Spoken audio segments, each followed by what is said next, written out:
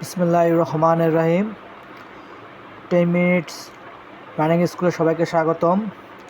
HSC subject ICT number সিস্টেমের chapter 3 lecture 5।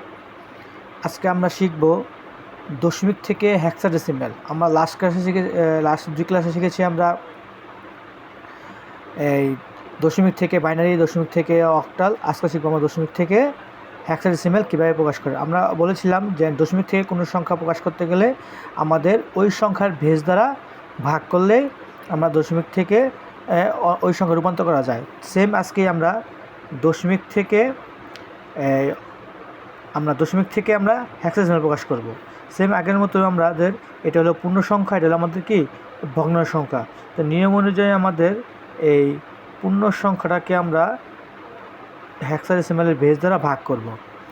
পূর্ণ সংখ্যা হেক্সাডেসিমেল দ্বারা ভাগ করতে গেলে আমাদের আছে কত 675 ভাগ কত 16।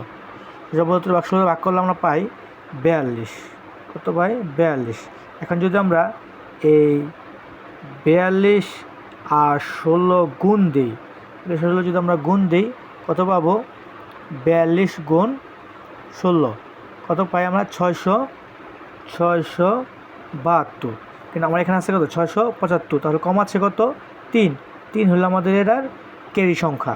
তা আবার 16কে যদি আমরা এই 42কে যদি আমরা 16 দিয়ে ভাগ দিই কত পাবো আমরা 42 ভাগ 16 কত পাবো আমরা 2বার যায়, কারণ 3 16 48। তো আমাদের 2 দ্বারা যদি দিই 16 কত হয় 32। তো যে আমরা 16 গুণ 2 কত পাই আমরা 32। তো এখানে আছে 42, তো এখান থেকে 8 আর এখান থেকে 2 কত কম কত আছে আমাদের 10। তো এরপর যদি আবার 16 দিয়ে ভাগ দেই, 2কে 16 দিয়ে ভাগ যায় না, তাই আমাদের এখানে কি করতে হবে নিয়ম অনুযায়ী, অঙ্কের নিয়ম অনুযায়ী 0 দিয়ে এই 2 এখানে চলে আসবে আর উত্তর সাজাতে হবে নিচ থেকে উপরে। আচ্ছা, এই গেল আমাদের পূর্ণ সংখ্যার ভাগফল। এখন আমরা পাবো ভগ্ন সংখ্যা। কি নিয়ম অনুযায়ী ভগ্ন সংখ্যা কী করতে হবে গুণ করতে হবে। কি করতে হবে গুণ। তো আমাদের এখানে যদি 0.50 গুণ কত 16। এখন আমাদের দেখো এটা আমি একটু ক্যালকুলেটর তোমাদের দেখাবো। দেখো 0.50 ইন্টু যদি 16 গুণ দিই কত আসে আমাদের 8 পূর্ণ সংখ্যা চলে আসছে। পূর্ণ সংখ্যা হলে আমাদের এখানে অঙ্ক কি আমাদের শেষ। তো এখানে আসছে কত আমাদের 8.0 অঙ্ক আমাদের এখানেই শেষ। তাহলে এখন আমরা অঙ্ক সাজাবো 675.50 ইকুয়াল সাজাবো, এটা নিচ থেকে উপরে যাবে।